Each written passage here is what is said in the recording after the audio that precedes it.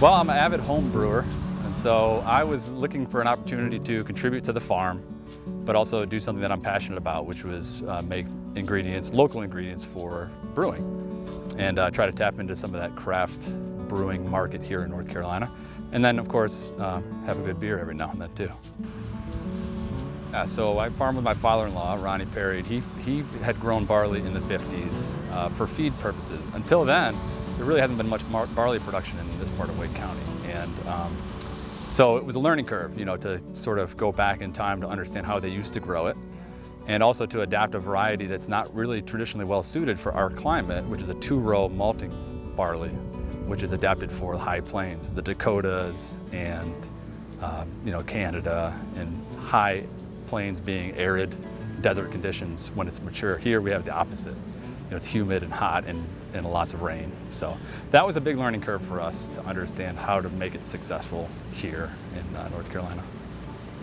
So we're starting small, focusing mostly on quality for the barley. It's a really important backbone of beer, and we really want to make sure we provide a really great product. So we've started small, started with 15 acres, and we've stepped up to 50 now. And that harvest was great and looks really good.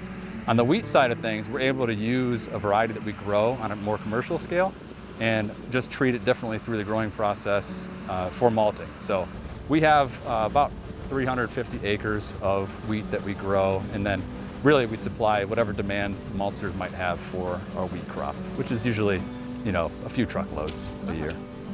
So last year was our first big successful year. We were able to sell about 3,000 bushels of malting barley for beer production, and then about the same amount for wheat in brewing. This is our 7th crop. You have it figured out by now? We learn something new every year. One thing not to do, which is usually we learn trial, you know, by error, and try to make the mistakes small and inexpensive. But I've certainly learned a lot since we started. Probably the hardest thing to deal with is post-harvest handling. So what to do with the grain after we harvest it in order to maintain high germination rate. So we're really growing a seed crop here. The malting process requires germination. It's a living, viable seed. And so we learned some hard things that you can't necessarily treat it like a feed crop. You have to keep it alive and you know, maintain that germination through storage, which was a tough challenge for us. We grew a really good crop, and then to have it die in the bin was a tough first lesson for me, for sure. It's a much more labor-intensive process in order to harvest and clean and bag locally.